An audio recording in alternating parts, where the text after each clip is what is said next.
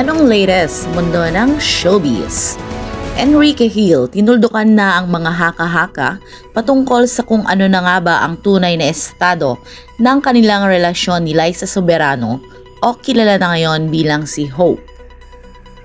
Sa mga sunod-sunod na breakups, simula noong 2023 ng mga kapwa nila celebrity, kabilang na dito ang love team ng Jaylene at ang pinaka-controversial nga na hiwalayan ng Katniel.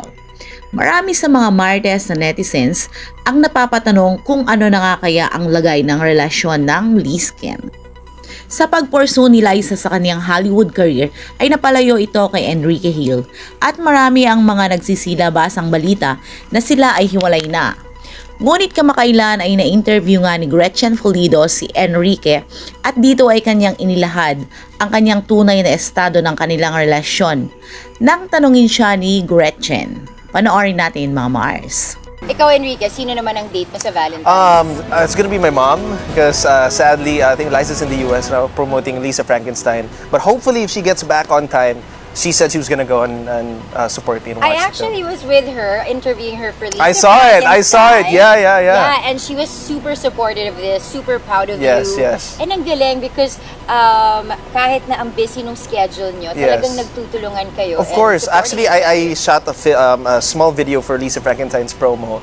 So, and then she also helped with, I don't know if you saw the trailer, it said Hello Big Bird from Liza Soberano. Yeah, So, yeah. it's super funny, super fun. So tinatanong nga ng lahat, ano na ba?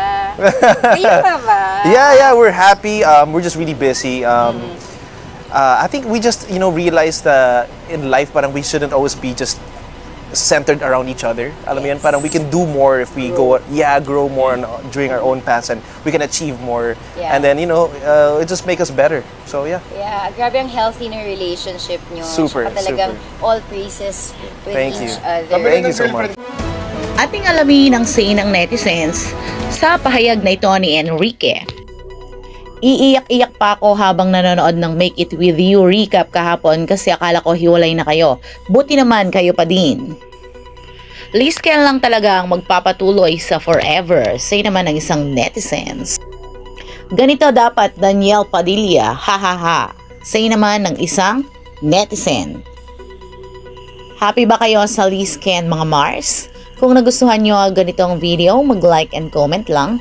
We are open for suggestions para sa susunod na topic on our next video.